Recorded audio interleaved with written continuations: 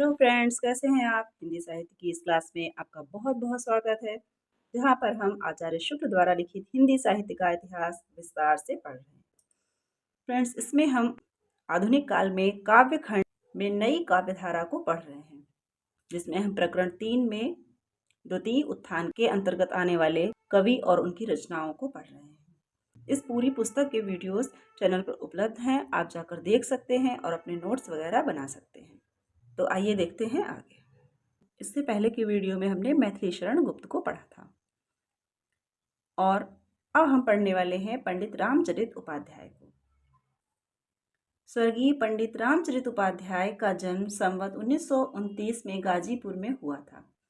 रामचरित उपाध्याय जी का जन्म गाजीपुर में संवत 1929 में हुआ था, पर पिछले दिनों में वह आजमगढ़ के पास एक गांव में रहने लगे थे। कुछ वर्ष हुए उनका देहांत हो गया। वे संस्कृत के अच्छे पंडित थे और पहले पुराने ढंग की हिंदी कविता की ओर रुचि थी। ये संस्कृत के अच्छे पंडित थे और इनकी पुरानी कविता की ओर रुचि थी। पीछे सरस्वती में जब खड़ी बोली की कविताएं निकलने लगीं, तब वे नए ढंग की रचना की ओर बढ़े। पहले इनकी रुचि पुरानी कविता की ओर थी, पुराने ढंग की कविता की ओर थी, परंतु बाद में जब सरस्वती में खड़ी बोली की कविताएं भी निकलने लगी, तब इनकी रुचि नए ढंग की रचना करने की ओर भी बढ़ी और द्विवेदी जी के प्रोत्साहन से बराबर उक्त पत्रिका में अपनी रचनाएं भेजते रहे और महावीर प्रसाद द्विवेदी जी के प्रोत्साहन से ये सरस्वती पत्रिका में भी अपनी रचनाएं भेजते रहे। राष्ट्र भारती, देवदूत, देवसभा, देवी द्रौपदी, भारत भक्ति, विचित्र विवाह इत्यादि अनेक कविताएं उन्होंने खड़ी बोली में लिखी हैं।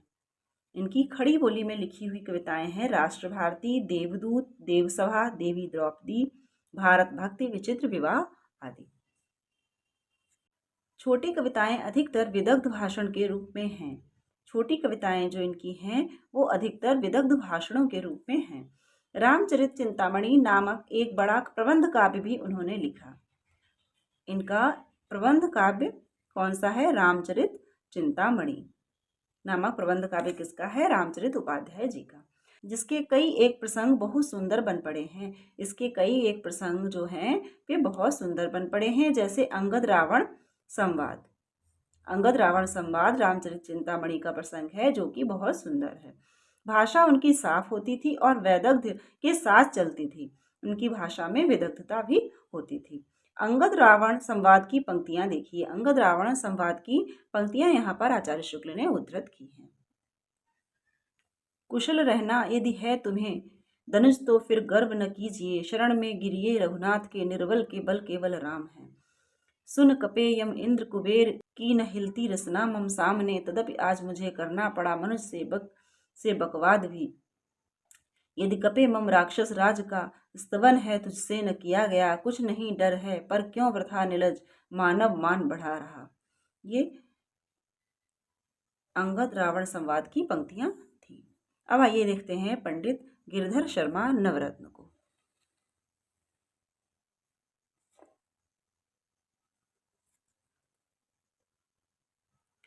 दूसरे संस्कृत के विद्वान जिनकी कविताएं सरस्वती में बराबर छपती रहीं, झालरा पाटन के पंडित गिरधर शर्मा नवरत्न हैं।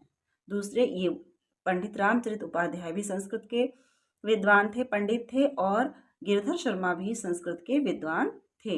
इनकी कविताएं भी सरस्वती में बराबर छपती रहीं और ये झालरा पाटन के निवासी थे। सरस्वती के अतिरिक्त हिंदी के और पत्रों तथा पत्रिकाओं में भी ये अपनी कविताएं भेजते रहे। सरस्वती में तो इनकी पत्रिकाएं निकलती ही रहीं, इसके अतिरिक्त ये और पत्रिकाओं में भी अपनी रचनाएं भेजते थे। राजपूताने से निकलने वाले विद्या भास्कर नामक एक पत्र का संपादन भी इन्होंने कुछ दिन किया था। इन्होंने कुछ दिन विद्या भास्कर नामक पत्र का संपादन भी किया था। मालवा और राजपूताने में हिंदी साहित्य के प्रचार में इन्होंने बड़ा काम किया है।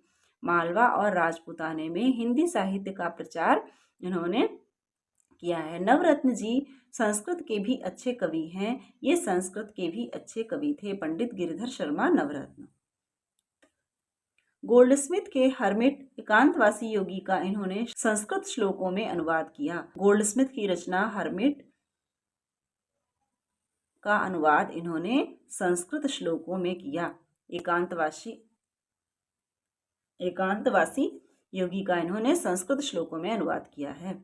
यहाँ से आपका प्रश्न बनता है कि एकांतवासी योगी का संस्कृत श्लोकों में अनुवाद किसने किया है? तो पंडित गिरिधर शर्मा नवरत्न।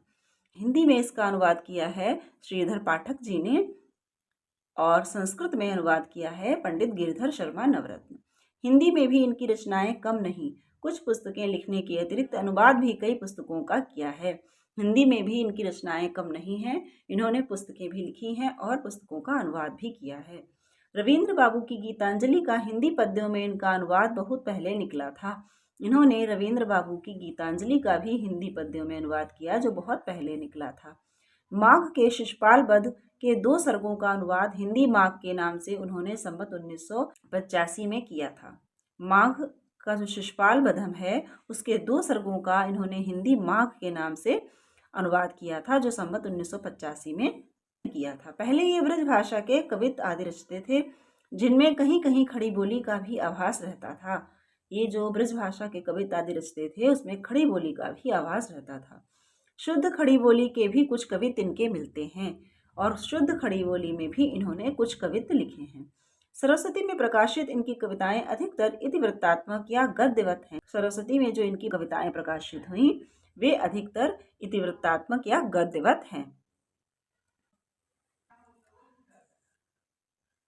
मैं जो नया ग्रंथ विलोकता हूँ, भाता मुझे सो नव मित्र सा है, देखूं उसे मैं नित बार बार, मानो मिला मित्र मुझे पुराना। ब्रह्मांड तजो पुस्तक प्रेम आप देता अभी हूँ, यह राज सारा, कहें मुझे यों यदि चक्रवर्ती, ऐसा न राजन कहिए कहूँ मैं। तो इस प्रकार की इनकी कविताएं खड़ी बोली में छपती थी। इनकी कविताएं खड़ी बोली में छपती थी जो गद्यवत हुआ करती थी, इतिवृत्तात्मक हुआ करती थी। उस समय का लगभग सभी काव्य अधिकतर इसी प्रकार का लिखा जा रहा था। अधिकतर काव्य में इतिवृत्तात्मकता की झलक मिलती है।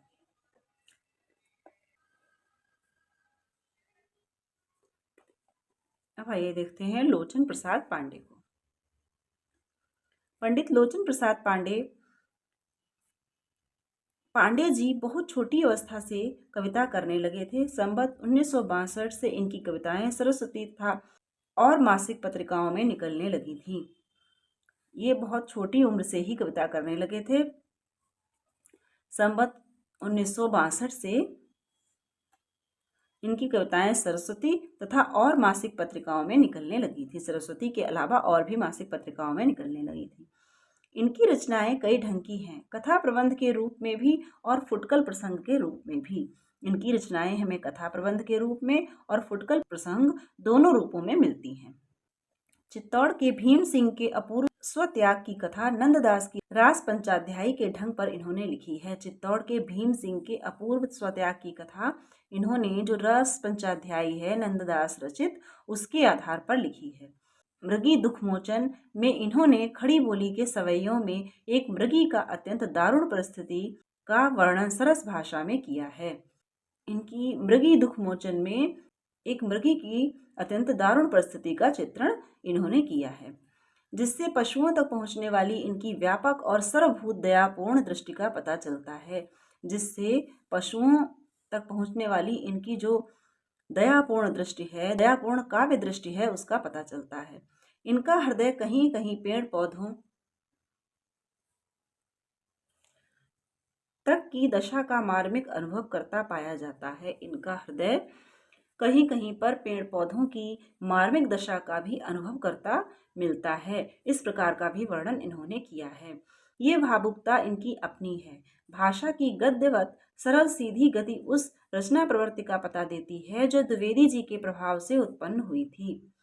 भाषा गद्यवत ही है, सरल सीधी है पर गद्यवत है। उस रचना प्रवृत्ति का पता देती है जो द्विवेदी जी के प्रभाव से उत्पन्न हुई थी। द्विवेदी जी के प्रभाव से जो इतिवृत्तात्मकता उत्पन्न हुई थी वो उस समय के लगभग सभी कवियों में पाई जाती है, पर इनकी रचनाओं में खड़ी बोली का वैसा स्वच्छ और निखरा रूप नहीं मिलता जैसा गुप्त जी की उस समय की रचनाओं में मिलता है। जैसा गुप्त जी की रचनाओं में उस समय मिलता था, उस प्रकार का खड़ी बोली का रूप पांडे जी की रचनाओं में नहीं मिलता। कुछ पंक्तियां उद्धृत हैं, कुछ पंक्तियां यहाँ पर इनकी दी हुई हैं। यहाँ से आपका कथन रूप में भी पूछा जा सकता है कि इनका हृदय कहीं कहीं पेड़ पौधों तक की दशा का मार्मिक अनुभव करता पाया जाता है। ये भावुकता इनकी अपनी है। ये किसके लिए कहा गया कथन है और किस विद्वान द्वारा कहा गया कथन है, तो इसको आप नोट कर लीजिएगा या ध्यान रखिएगा। अब आइए देखते हैं इनकी पंक्तियां। चढ़ जाते पहाड़ों में जाके कभी कभी झाड़ों के नीचे फिरें विचरें, कभी कोमल पत्तियां खाया करें, कभी मीठी हरी हरी घास चरें, सरिता जल में प्रतिबिंब लखें, निज शुद्ध कहीं जलपान करें, कहीं मुग्ध हो झरझर निर्झर से तरकुंज में जा तप ताप हरें, रहती जहाँ शाल रसाल तमाल के पादपों की अतिछाया घनी, चरके तृण आते थके वहां बैठते थे मृग और उसकी घरनी, पगुराते हुए दृगमूदे हुए वे मिटाते थकावट थे अपनी, खुर से कभी कान खुजाते कभी सिर सींग पे धारते थे टहनी। ये मृगी दुखमोचन नामक इनकी रचना की पंक्तियां हैं। सुमन बिटप बल्ली काल की क्रूरता से झुलस जब रही थी ग्रीष्म की उग्रता से, उस कुसमय में हा भाग्य आकाश तेरा, ऐ नवलतिके था घोर आपत्ति घेरा, अब तब बुझता था जीवना लोक तेरा, यह लख उर होता दुख से दग्ध मेरा। ये भी इनकी पंक्तियां हैं। तो ये लोचन प्रसाद पांडे जी की पंक्तियां हैं।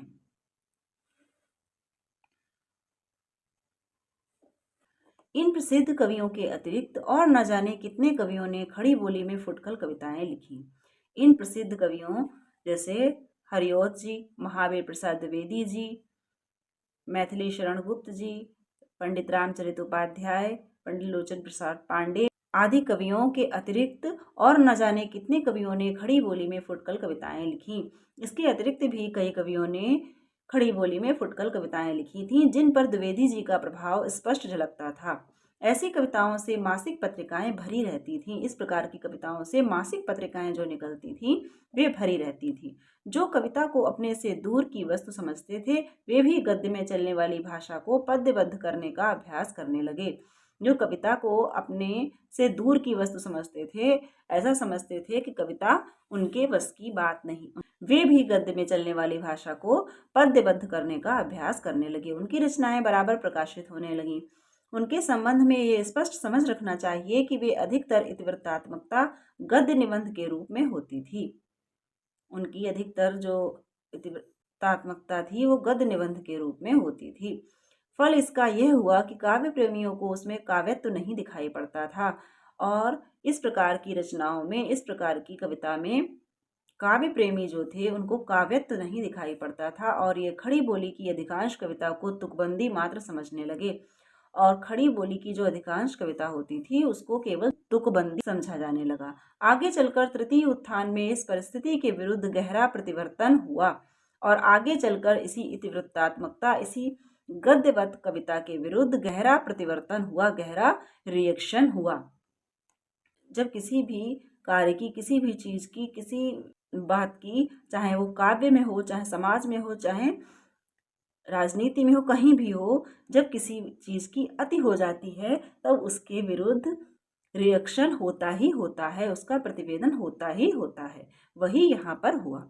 यहाँ तक तो उन कवियों का उल्लेख हुआ जिन्होंने द्विवेदी जी के प्रोत्साहन से अथवा उनके आदर्श के अनुकूल रचनाएं की। ये वे कवि थे जिन्होंने महावीर प्रसाद द्विवेदी जी के प्रोत्साहन से या उनके आदर्श जो थे उनके अनुकूल रचनाएं की, उनके आदर्शों के अनुकूल रचनाएं की। और इस द्वितीय उत्थान के भीतर अनेक ऐसे कवि भी बराबर अपनी वाग्धारा बहाते रहे जो अपना स्वतंत्र मार्ग पहले से निकाल चुके थे। लेकिन इस द्वितीय उत्थान के भीतर ऐसे कवि भी थे जो स्वतंत्र रूप से अपनी रचनाएं करते रहे और जो पहले से अपना मार्ग निकाल चुके थे और जिन पर द्विवेदी जी का कोई विशेष प्रभाव नहीं दिखाई पड़ा। वे स्वतंत्र रूप से अपनी रचना करते रहे और उन पर द्विवेदी जी के आदर्शों का या द्विवेदी जी का कोई भी प्रभाव नहीं पड़ा। अब आइए देखते हैं इस प्रकार के कवियों को। द्विवेदी मंडल के बाहर की काव्य भूमि। द्विवेदी मंडल के बाहर की काव्य भूमि अर्थात वे कवि जो द्विवेदी जी के प्रभाव से मुक्त होकर रचनाएं करते थे। द्विवेदी जी के प्रभाव से हिंदी काव्य ने जो स्वरूप प्राप्त किया, उसके अतिरिक्त और अनेक रूपों में भी भिन्न भिन्न कवियों की काव्यधारा चलती रही। कई एक बहुत अच्छे कवि अपने अपने ढंग पर सरस और प्रभावपूर्ण कविता करते रहे। कई कवि अपने अपने ढंग पर सरस और प्रभावपूर्ण कविता करते रहे, जिनमें मुख्य राय देवी प्रसाद पूर्ण, पंडित नाथूराम शंकर शर्मा, पंडित गया प्रसाद शुक्ल स्नेही, पंडित सत्यनारायण कविरत्न, लाला भगवान दीन, पंडित राम नरेश त्रिपाठी, पंडित रूप नारायण पांडे। ये वे कवि हैं जो महावीर प्रसाद द्विवेदी जी के आदर्शों से मुक्त होकर, उनके प्रभाव से मुक्त होकर स्वतंत्र रूप से रचना कर रहे थे द्वितीय उत्थान के अंतर्गत। इन कवियों में से अधिकांश तो दो रंगी कवि थे, जो ब्रज भाषा में तो श्रृंगार, वीर, भक्ति आदि की पुरानी परिपाटी की कविता कवित्त सवैयों या गेय पदों में करते आते थे और खड़ी बोली में नूतन विषयों को लेकर चलते थे। दो रंगी कवि से आशय है कि इसमें कुछ कवि ऐसे थे जो ब्रज भाषा में भी कविता कर रहे थे, जो कि पुराने परिपाटी की कविता थी, जो कवित्त सवैयों में ब्रज भाषा में कविता की जाती थी, उसी धारा पर चलकर ब्रज भाषा में श्रृंगार, वीर, भक्ति आदि की रचना करते थे। जो ब्रज भाषा में और जो परंपरा से चले आते हुए पुराने छंद थे, उनमें रचना करते थे। और दूसरी ओर ये कवि खड़ी बोली में भी रचना करते थे। जब खड़ी बोली में रचना करते थे तो ये नूतन विषयों को लेकर, नए नए विषयों को लेकर खड़ी बोली में रचना करते थे। इस प्रकार ये दो रंगी थे। एक तरफ ये पुरानी परिपाटी की रचना ब्रजभाषा में कवित्त सवैयों में कर रहे थे और दूसरी ओर ये नए नए विषयों को लेकर खड़ी बोली में भी रचना कर रहे थे। बात यह थी कि खड़ी बोली का प्रचार बराबर बढ़ता दिखाई देता था और काव्य के प्रवाह के लिए कुछ नई नई भूमियां भी दिखाई पड़ती थी। बात यह थी कि खड़ी बोली का प्रचार बराबर बढ़ता दिखाई दे रहा था और काव्य के प्रवाह के लिए नई नई भूमियां भी दिखाई पड़ रही थी, कि काव्य का प्रवाह नई नई भूमियों पर जा रहा था, नए नए विषय उसमें सम्मिलित हो रहे थे। देश दशा, समाज दशा, स्वदेश प्रेम, आचरण संबंधी उपदेश आदि ही तक नई धारा की कविता न रहकर जीवन के कुछ और पक्षों की ओर भी बढ़ी। जैसे देश दशा, समाज दशा, स्वदेश प्रेम आदि के विषय कविता में लिए जा रहे थे, अब कविता केवल इन्हीं विषयों तक सीमित न रहकर जीवन के जो अन्य पक्ष थे, अन्य क्षेत्र थे, उन तक भी बढ़ने लगी, पर गहराई के साथ नहीं। बढ़ने तो लगी परंतु गहराई के साथ नहीं। त्याग, वीरता, उदारता, सहिष्णुता इत्यादि के अनेक पौराणिक और ऐतिहासिक प्रसंग पद्यबद्ध हुए। त्याग, वीरता, उदारता, सहिष्णुता आदि वृत्तियों को लेकर पौराणिक और ऐतिहासिक प्रसंगों पर भी रचनाएं की गईं, इनको भी पद्यबद्ध किया गया, जिनके बीच बीच में जन्मभूमि, प्रेम, सुजाति गौरव, आत्मसम्मान की व्यंजना करने वाले जोशीले भाषण रखे गए। जिसके बीच में जन्मभूमि, प्रेम, सुजाति गौरव, आत्मसम्मान आदि की व्यंजना करने वाले, आदि को व्यक्त करने वाले जोशीले भाषण भी रखे गए। जीवन की गूढ़ मार्मिक या रमणीय प्रवृत्ति नहीं दिखाई पड़ी। इनमें जीवन की गूढ़ मार्मिक या रमणीय प्रवृत्ति नहीं दिखाई पड़ी। पंडित राम नरेश त्रिपाठी ने कुछ ध्यान कल्पित प्रबंध की ओर दिया, और पंडित राम नरेश त्रिपाठी ने कल्पित प्रबंध की ओर, जो कल्पना पर आधारित हो, ऐसे प्रबंध की ओर भी ध्यान दिया।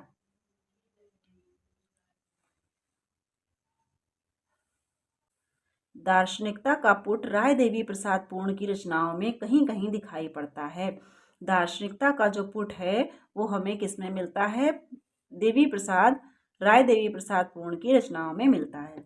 पर किसी दार्शनिक तथ्य को हृदयग्राह रसात्मक रूप देने का प्रयास उनमें भी नहीं पाया जाता। पर किसी दार्शनिक तथ्य को हृदयग्राह रसात्मक रूप, जैसा हृदयग्राह हो, हृदय को चाहिए हो, जैसा हृदय ग्रहण करना चाहता हो, इस प्रकार का रसात्मक रूप उन्होंने किसी भी दार्शनिक तथ्य को नहीं दिया है, न इस प्रकार का कोई प्रयास है। उनके वसंत वियोग में भारत दशा सूचक प्राकृतिक विभूति के नाना चित्रों के बीच बीच में कुछ दार्शनिक तत्व रखे गए हैं।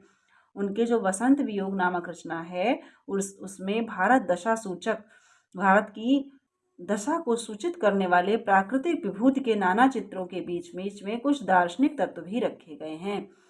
और अंत में आकाशवाणी द्वारा भारत के कल्याण के लिए कर्मयोग और भक्ति का आदेश दिलाया गया है। और अंत में इसी रचना में आकाशवाणी हुई है और आकाशवाणी द्वारा भारत के कल्याण के लिए कर्मयोग और भक्ति का आदेश भी इन्होंने दिलवाया है। प्रकृति वर्णन की ओर हमारा काव्य कुछ अधिक अग्रसर हुआ, पर प्रायः वहीं तक रहा जहां तक उसका संबंध मनुष्य के सुख सौंदर्य की भावना से है। प्रकृति वर्णन की ओर काव्य बढ़ा तो, परंतु वहीं तक रहा जहां तक उसका संबंध मनुष्य के सुख सौंदर्य की भावना से है। प्रकृति का वर्णन बस वहीं तक हुआ है। प्रकृति के जिन सामान्य रूपों के बीच नर जीवन का विकास हुआ है, जो प्रकृति के सामान्य रूप हैं जिनके बीच में नर जीवन का विकास होता है, जिन रूपों से हम बराबर घिरे रहते आए हैं, उनके प्रति यह राग या ममता न व्यक्त हुई जो चिर सहचरों के प्रति स्वभावता हुआ करती है। जो चिर सहचर हों, जो हमेशा साथ रहने वाले हों, उनके प्रति राग या ममता जैसी व्यक्त होती है, वैसे प्रकृति के साथ संबंधों पर प्रकाश नहीं डाला गया है। जबकि प्रकृति के बीच में ही निरंतर रहकर नर जीवन का, मानव जीवन का विकास होता है, उन सामान्य रूपों पर प्रकाश नहीं डाला गया है। प्रकृति के प्रायः वे ही चटकीले भड़कीले रूप लिए गए हैं जो सजावट के काम के समझे गए। प्रकृति के सामान्य रूप न लेकर चटकीले भटकीले वही रूप लिए गए हैं जिनको सजावट के काम लाया जाता है, जो सजावट के काम समझे जाते हैं। जहाँ पर अपनी भावनाओं को व्यक्त करने के लिए, अपने रूप सौंदर्य को व्यक्त करने के लिए प्रकृति के रूपों का सहारा लिया जाता है, उसी प्रकार के रूप व्यक्त किए गए हैं। सारांश यह है कि जगत और जीवन के नाना रूपों और तथ्यों के बीच हमारे हृदय का प्रसार करने में वाणी वैसी तत्पर न दिखाई पड़ी। कुल मिलाकर सारांश यहाँ पर यह है कि जगत और जीवन के जो नाना रूप और तथ्य हैं, जिनके बीच में हमारे हृदय का प्रसार, जो जीवन और जगत के नाना रूप हैं, जो तथ्य हैं, जिनके बीच हमारे हृदय का प्रसार होता है, वो वाणी में कहीं दिखाई न पड़ा। उन रूपों का, जिन रूपों में हमारे हृदय का प्रसार होता है, उस प्रसार को व्यक्त करने में, हमारे हृदय के प्रसार को व्यक्त करने में वाणी तत्पर नहीं दिखाई पड़ी। उन्होंने वही रूप व्यक्त किए जो मनुष्य के सुख सौंदर्य को बढ़ाने वाले थे, उसको सहारा देने वाले थे। कहने का तात्पर्य यह है कि प्रकृति का अवलंबन लेकर केवल मनुष्य के सुख सौंदर्य ही वर्णित किए गए हैं। स्वाभाविक रूप से जिन प्राकृतिक रूपों में मनुष्य पलता है, नरजीवन विकसित होता है, उन सामान्य रूपों का चित्रण नहीं किया गया है। जो प्रकृति सहचरी बनकर रहती है, उसके सहचरी रूप का चित्रण नहीं किया गया है। तो फ्रेंड्स, आज यहीं तक। इससे आगे पढ़ेंगे हम अगले वीडियो में। तो आपको वीडियो अच्छा लगे तो लाइक कर दीजिएगा, अपने फ्रेंड्स में भी शेयर कर दीजिएगा, और चैनल पर नए हैं तो सब्सक्राइब करके बेल आइकन ज़रूर प्रेस कर दें, ताकि ये पूरी सीरीज़ देखने के साथ साथ आप चैनल पर आने वाले अन्य वीडियोज़ भी देख पाएँ, जो कि हिंदी साहित्य से ही संबंधित रिवीजन वीडियो, प्रैक्टिस सेट आदि होते हैं। और इस बुक को कंप्लीट करने के बाद हम एक अन्य टेक्स्ट बुक को अपने चैनल पर पढ़ाने वाले हैं। तो यदि आपने चैनल सब्सक्राइब नहीं किया है तो सब्सक्राइब कर लीजिए, ताकि हिंदी साहित्य की महत्वपूर्ण टेक्स्ट बुक जो हैं वो आप इस चैनल के माध्यम से पढ़ सकें। और कौन सी पुस्तक अब हम पढ़ाने वाले हैं, इसका डिसीज़न आप ही लोग करने वाले हैं कि हिंदी साहित्य की कौन सी टेक्स्ट बुक अब आप पढ़ना चाहते हैं। वो डॉक्टर नगेंद्र की भी हो सकती है, बच्चन सिंह जी की भी हो सकती है, और राम स्वरूप चतुर्वेदी जी की भी हो सकती है। अब आप जो भी पढ़ना चाहेंगे वो आप हमें बताइए। आप जो भी पढ़ना चाहेंगे वही बुक हम पढ़ाएंगे। तो जुड़े रहें हमारे साथ और इसी प्रकार हिंदी साहित्य का अध्ययन करते रहें। तो मिलते हैं अगले वीडियो में। धन्यवाद।